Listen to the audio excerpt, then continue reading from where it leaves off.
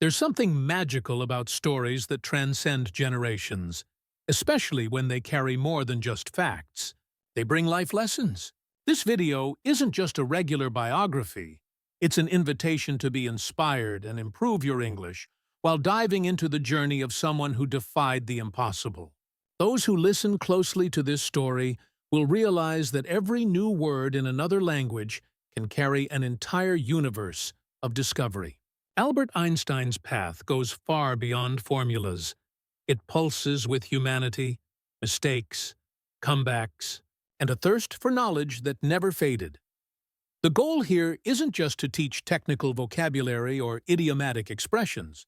It's about immersing yourself in a story of persistence, where every challenge becomes a bridge to the next step. Imagine learning English not out of obligation, but through inspiration. Absorbing new words while understanding how concepts like space-time or energy didn't come out of nowhere, but from bold and simple questions. What is it like to ride a beam of light? And why does gravity act the way it does? In searching for those answers, you expand your own vocabulary and your thinking. This content was designed like a map, a guide that blends language, science, and purpose. In each phase of Einstein's life, new words and English structures are revealed naturally, within the context of someone who lived rejection, tasted failure, and kept going anyway.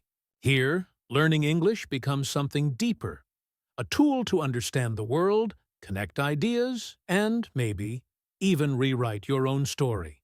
Albert was born at a time and place where no one could have imagined that a baby with an oversized head would someday change the course of science. It was March 14, 1879, in the quiet city of Ulm, Germany. From the start, he didn't fit the mold. He spoke late, which deeply worried his parents. Many would have labeled this as a sign of delay. But some minds simply take longer to warm up. It's not uncommon for great geniuses to begin life seeming slow in the eyes of the world. Think about it. How many talents have been underestimated simply because they didn't fit the traditional mold? Einstein's childhood is a reminder that development doesn't follow a universal timeline. While others were speaking early, he was observing, analyzing, silently digesting the world around him. It was as if every atom nearby sparked more questions than answers. And though no one could see it at the time, inside that boy was a spark ready to ignite a scientific revolution. This early phase carries a powerful lesson. Appearances are deceiving, and labels are limiting. That late-speaking boy would one day explain the behavior of light, challenge gravity, and change our entire notion of space-time. Einstein's beginning, far from spectacular by conventional standards, is exactly the kind of story that teaches us never to give up on ourselves.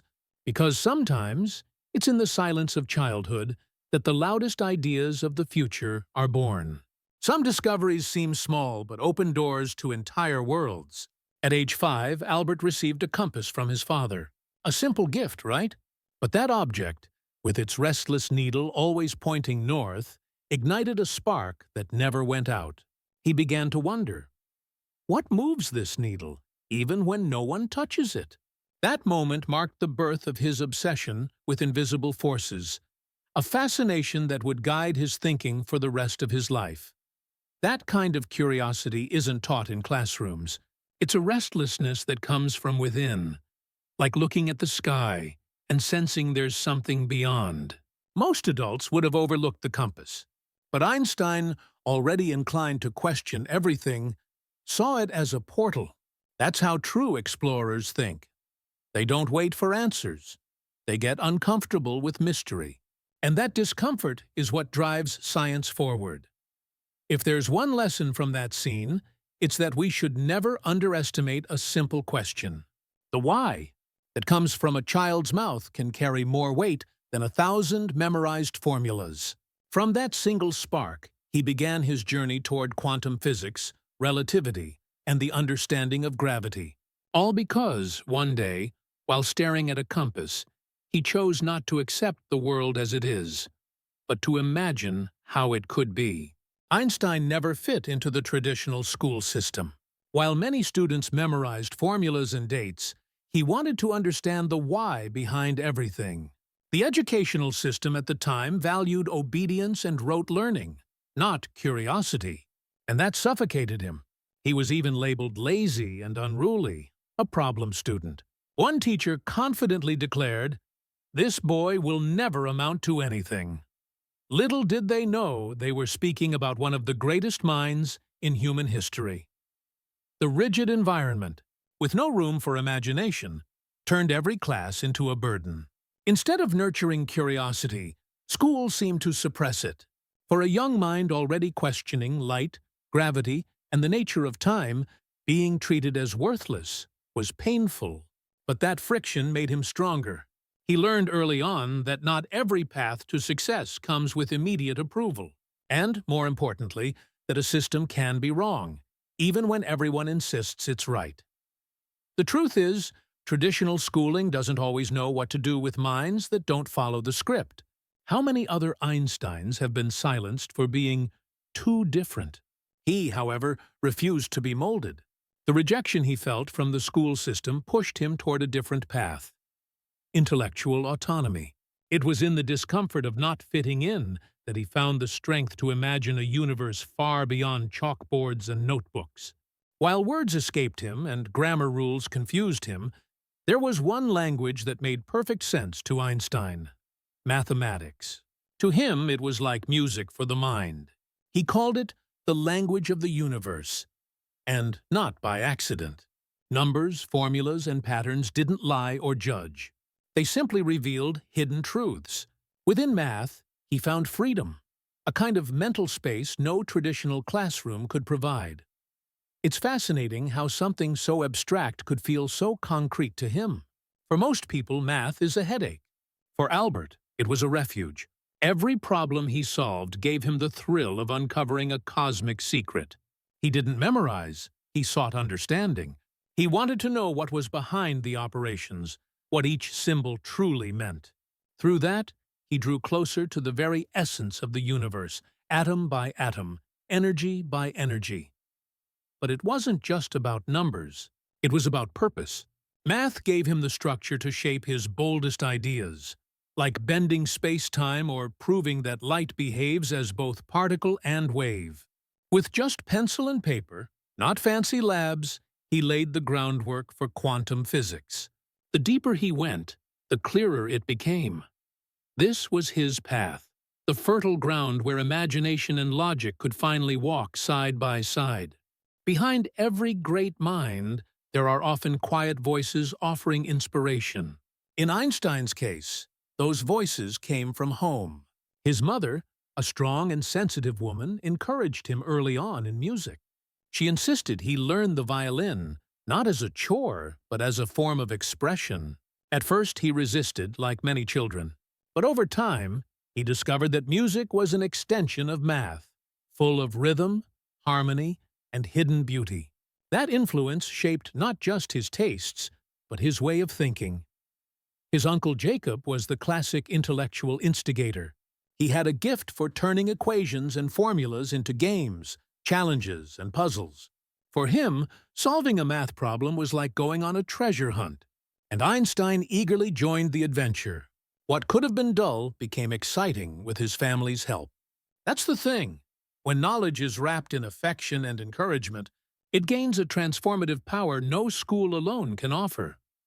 Those family roots gave Einstein something rare: the combination of artistic sensitivity and logical thinking. A mind that was both analytical and creative, fueled by simple values, curiosity, persistence, and a love for learning. It was at home, not in cold school corridors, that he began to see knowledge as a tool for freedom. And that sense of freedom would stay with him through his greatest discoveries. Some questions may seem silly, but they carry the seeds of revolutions. As a child, Einstein once asked, "What would it be like to ride on a beam of light?" It sounds like daydreaming, but that curiosity shaped the foundation of his theory of relativity. For him, imagination wasn't just a pastime, it was a working tool. While others followed the known paths, He preferred to explore mental shortcuts, where improbable ideas could suddenly make sense with a single "what if?" And that says a lot about how great ideas are born. Before there's any formula, there's always a mental image, an internal challenge. Einstein was a scientist who literally daydreamed. Instead of repeating others' experiments, he ran his own, inside his mind. His thought experiments became legendary, like the one involving an elevator in free fall, used to explore gravity. It was as if he played with the universe itself, bending its laws just to see what would happen. This way of thinking didn't come from books. It came from the freedom to think without fear of sounding ridiculous. And interestingly, it was imagination, so often underestimated in science, that opened the doors for him to redefine concepts like time, space, and light. It all proves something powerful. When the mind dares to dream, even the most solid structures of reality can be reshaped. The real question is, how much of your imagination are you truly using? At age 15, Einstein made a bold decision. He dropped out of school. To many, it seemed like rebellion or desperation. But for him, it was driven by an uncontrollable urge to learn, on his own terms. He felt the system couldn't keep up with his hunger for knowledge. And in truth, some types of learning simply don't fit inside classroom walls. When he walked away, it wasn't to escape education. It was to dive headfirst into it, through science, philosophy, and math, entirely self-taught. Being self-taught takes more than intelligence. It takes discipline, courage, and a nearly obsessive inner motivation. Einstein would wake up early, read late into the night, and lose himself in dense books that most teenagers wouldn't dare open. He did it without anyone pushing him, without a schedule or exams. Self-study is actually a form of self-discovery. He slowly shaped his mind, mixing theory with reflection, logic with intuition. And from that unstable ground, his originality began to grow. This choice, risky but necessary, proves that sometimes stepping off the safe path is the only way to find your real purpose. He rejected the standard to embrace the unknown. While many saw failure in his decision to leave school, he saw freedom. And that freedom would become the foundation of all his future breakthroughs. The real question is, how many of us would dare to do the same? Even the brightest minds stumble. When Einstein first applied to the Polytechnic School in Zurich, he failed. Not in math, he excelled there, but in French and history. An unexpected defeat for someone already filled with groundbreaking ideas. But here's the thing, even geniuses face rejection. The difference lies in how they respond. Einstein didn't let it define him. Instead of giving up, he dove back into his studies with even more focus and determination. This episode carries one of life's greatest lessons. Failure isn't the end. It's a redirection. Instead of treating that closed door as a verdict, he saw it as a temporary delay. And that's where persistence comes in, one of the greatest forces anyone can develop. He prepared better, faced the second attempt with more maturity, and this time he was accepted. What once seemed like an unmovable obstacle became just another step on his journey. Many people give up at the first wall, as if it were a final judgment. But Einstein's path shows otherwise. Sometimes you have to fall to realign your path. That failed exam didn't define him. What defined him was the courage to try again. And interestingly, the very subjects that held him back would later be redefined in his work, when he was already reshaping how we see atoms, light, and energy. At the Polytechnic School in Zurich, Einstein finally found a more open environment for his questions. Still, it wasn't all smooth sailing. He continued to challenge professors, question methods, and think outside the box. But it was there that he met Mileva Maric, the only woman in their physics class, at a time when women weren't exactly welcomed in academia. Their connection was more than romantic. It was intellectual. They shared the same hunger for knowledge and the same boldness to defy conventional thinking. Mileva wasn't just his romantic partner. She was also a collaborator, an intellectual ally, someone with whom Einstein could discuss relativity, atoms, and light on equal terms. They exchanged letters filled with formulas, theories, and dreams.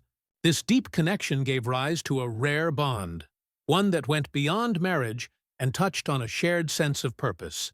They eventually married and started a family, navigating the joys and challenges of balancing love and ambition. Their relationship, despite its many ups and downs, played a key role in his early scientific journey. She challenged him, offered different perspectives, and helped ground him even as his thoughts soared. It's no exaggeration to say that many of the ideas that would later change the world first passed through the filter of that partnership. And in the midst of love, conflict, children, and theory, Einstein continued shaping a mind that would one day change the way we see reality. Even with a degree, obvious talent, and groundbreaking ideas, Einstein hit a harsh wall. No one wanted to hire him. He lacked strong recommendations, perhaps because he had challenged too many professors. And that came at a cost. University doors stayed shut. It's ironic how systems that claim to value innovation often reject those who truly think differently. There he was, diploma in hand, bursting with ideas, and nowhere to go. Wounded pride, family pressure, bills piling up, all of it weighed on him. But he didn't give in. He chased opportunities, any that came. He wrote letters, knocked on doors, and eventually accepted what was available. A job as a clerk at the Swiss Patent Office. Not glamorous, not academic. But there, his mind found room to breathe. Sometimes the universe responds with silence just to test how badly we really want something. This period of rejection reminds us that true value isn't always recognized right away. Einstein could have given up, left physics behind, and chosen an ordinary life. But something inside him, a mix of persistence, curiosity, and purpose, kept him going. And it was in that anonymous little office, far from applause or titles, that he began building the foundation for what would come next. And what came next changed everything. In the quiet routine of the patent office, while reviewing other people's inventions, Einstein did something completely unexpected for a government clerk. He dreamed. Surrounded by stacks of documents and bureaucracy, his mind traveled across galaxies of ideas. What seemed like a dull job became, for him, a mental laboratory. With no academic duties or research deadlines, he had the freedom to think deeply and slowly. A rare gift, even in scientific circles. It was there, in the gray routine, that he began asking, what if time isn't absolute? Or how does light behave from different frames of reference? These questions, which seemed impractical at first glance, became the foundation of modern physics. He used his breaks, his walks home, any quiet moment, to scribble ideas. Few realize that creativity often blooms best away from pressure and noise.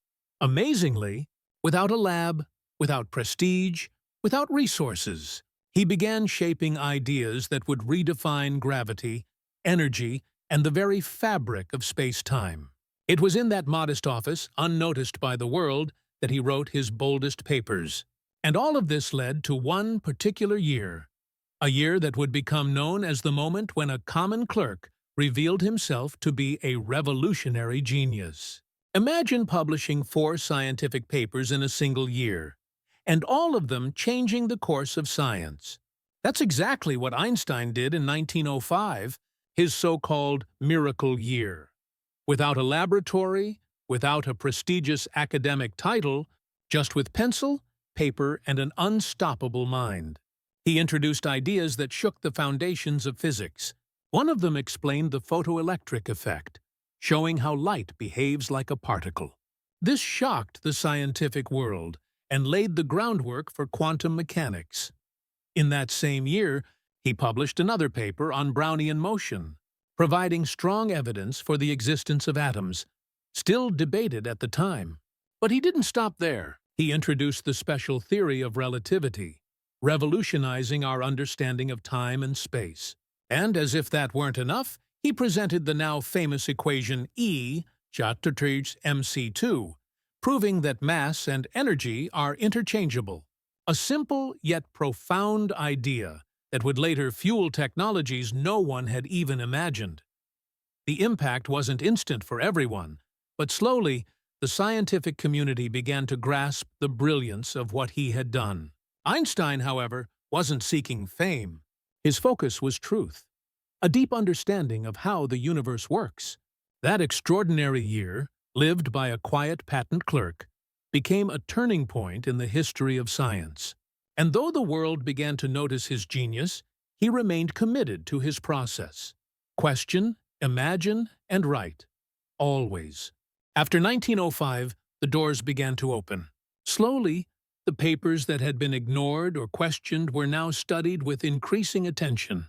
And it didn't take long for the scientific community to recognize something extraordinary was unfolding.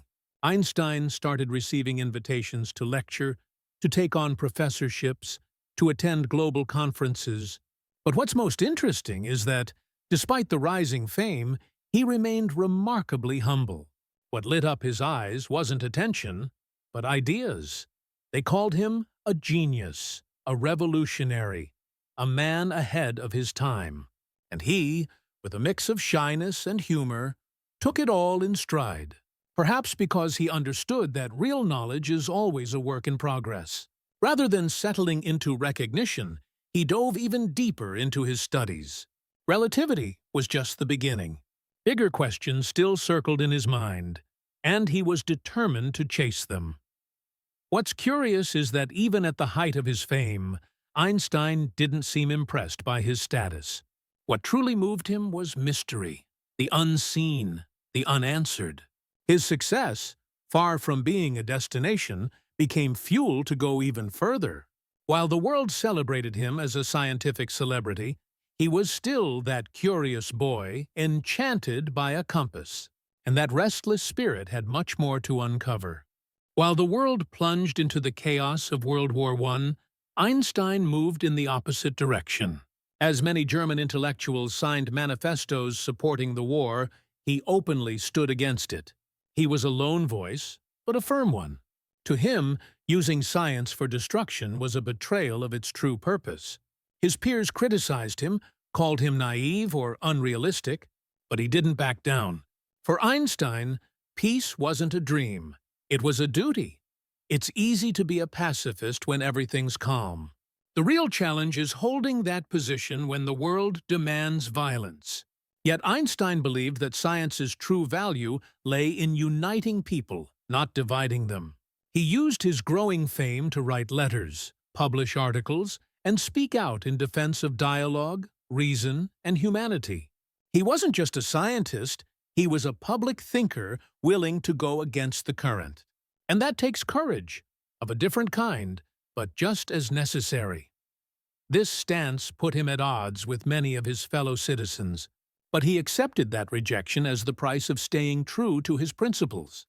Instead of retreating, he leaned further into social and humanitarian causes. War constantly reminded him that genius without compassion is incomplete. So between formulas and manifestos, he kept fighting, not with weapons, but with ideas, words, and deep convictions. In 1919, the entire world looked up to the sky during a solar eclipse, and it was in that celestial moment that one of Einstein's boldest ideas came to life. His general theory of relativity predicted that gravity could bend light, something previously unimaginable. During the eclipse, British scientists led by Arthur Eddington confirmed exactly that. Starlight curved as it passed near the sun, just as Einstein had calculated. A monumental achievement, where cosmic poetry met mathematical precision. That was the definitive turning point. Within days, his name jumped from scientific journals to global newspaper headlines. "Revolution in physics," they announced. He, the young Jewish thinker who had faced rejection and academic silence, became a global celebrity. People who had never read a word of science now knew his name. The wild-haired genius had become a symbol of science, of the human mind, and in some way, of hope in a world still healing from war. And yet, despite all the attention, Einstein didn't get carried away. What moved him wasn't fame. It was the fact that an idea born in his mind had been confirmed by the universe itself. To him, it felt like speaking to the stars and getting a nod in return. That moment of validation wasn't the end of his journey. On the contrary, he sensed that even deeper questions were waiting just beyond that beam of starlight. The rise of Nazism in Germany marked a dark turning point in Einstein's life. As a Jew and a pacifist, he became a direct target of hateful attacks, personal and ideological. His books were burned in public squares, and his science was dismissed as Jewish science. His face became a symbol of everything the regime wanted to erase. But Einstein refused to stay silent. He saw the danger clearly and knew he had to act. In 1933, Einstein made a difficult decision. He left Germany. He became a refugee, carrying not just his belongings, but the weight of exile and rejection by his homeland. He wasn't alone. Many other intellectuals, especially Jews, faced the same fate. For Einstein, fleeing wasn't only about survival. It was an act of resistance. He left behind friends, memories, and a country that had once been his foundation. But this wasn't just a geographic shift. It was emotional. For someone who had always sought a rational and ordered universe, seeing the world descend into intolerance was painful. And yet he didn't lose faith in humanity. He kept fighting for freedom, for science, and for critical thinking, even as his own story showed how fragile those things could be. In this new chapter, far from Germany, he would begin writing the final and most universal part of his legacy. After settling in the United States, Einstein found a new refuge, not only for his ideas, but for his life. He was invited to join the prestigious Institute for Advanced Study in Princeton, where he worked alongside some of the greatest thinkers of the time. It was a freer environment, one that welcomed bold intellectual exploration. There, he returned to what he loved most: thinking, writing, imagining. Far from Nazi persecution, he rebuilt his daily life with simplicity and deep focus. In 1940, he officially became an American citizen. But even with a new nationality, he never stopped caring about the state of the world. He was a scientist with a strong political and humanitarian vision. He fought against racism, criticized extreme nationalism, and used his public voice to defend minorities, whether they were Jews, Black Americans, or other refugees. He didn't just want to be part of a new country. He wanted to help make it better. For Einstein, citizenship meant responsibility. Curiously, even after moving continents, he never lost that outsider's gaze, always observing the world as someone seeking to understand, but also to improve it. His home in Princeton became a kind of intellectual sanctuary, where politicians, artists, and scientists came for advice. And there, with his worn-out coat and ever wilder hair, he continued his life's mission: to think beyond society's limits and inspire others to do the same. Few things caused Einstein more pain than seeing his equation, E equals mc2, used as the basis for building the atomic bomb. Although he didn't directly participate in the Manhattan Project, it was his letter to President Roosevelt, warning that Nazi Germany might be developing such a weapon, that helped trigger the effort. It was a deep moral dilemma: use knowledge to prevent evil, or risk it being used to destroy. Einstein chose to warn, but paid a heavy emotional price for the outcome. When Hiroshima and Nagasaki were destroyed, Einstein was devastated. He felt that his science, born from curiosity and a desire to understand the universe, had been twisted into a tool of destruction. He carried that guilt silently, even knowing he wasn't the one who built the bomb. The peace he had always defended now seemed further away than ever. That moment pushed him to speak out even more forcefully against war, advocating for nuclear disarmament and global cooperation. This chapter reminds us that even the greatest minds face moral struggles. Einstein wasn't a cold intellect. He was deeply human. He felt, questioned and suffered with the consequences of how knowledge could be used. His anguish forces us to ask, how far does a scientist's responsibility go? And how do we ensure that the light of reason isn't used to deepen the shadows of war? Until the very end of his life, Einstein kept things simple. He was never seduced by luxury or status. He lived modestly, dressed without concern for fashion, and preferred long, solitary walks to glamorous events. What truly fueled him was curiosity, that same spark that started with a compass in childhood and never went out. He often said, "I have no special talents. I am only passionately curious." And perhaps that was his greatest gift. Even with global fame, awards, and recognition, Einstein stayed true to who he was, a seeker. Until the end, he worked tirelessly trying to develop a unified theory of the universe, a quest he never fully completed, but never abandoned. For him, physics wasn't just about science. It was a way to connect with something bigger, a way to translate the whispers of the cosmos into something humans could understand. He died in 1955, at the age of 76, leaving behind more than brilliant theories. He left an example. His life shows that greatness isn't only found in discoveries, but in how we live. Einstein was a genius, yes, but above all, he was a human being driven by purpose, fascinated by mystery, and willing to fail, restart, and keep imagining. And that legacy, more than any formula, continues to inspire us today. Now that you've seen Einstein's journey, let me ask you, what are you doing with your curiosity? How many ideas have you buried for fear of being too different? Whose approval are you still waiting for before building your own theory about life? Einstein's story isn't just about science. It's a reminder that even the greatest minds face rejection, failure, and doubt. But they keep going. Not because they're special, but because they believe deeply in the power of their questions. So use what you've learned here, not just the new English words, but the lessons of courage, persistence, and imagination. Why not apply it to your life, your work, your studies, your dreams? Your story, just like Einstein's, is still being written, and what you do now shapes what comes next. If this touched you in any way, if it lit something up inside, then subscribe to the channel and turn on notifications. There's so much more coming your way. And remember, big transformations begin with a single honest question. What's yours?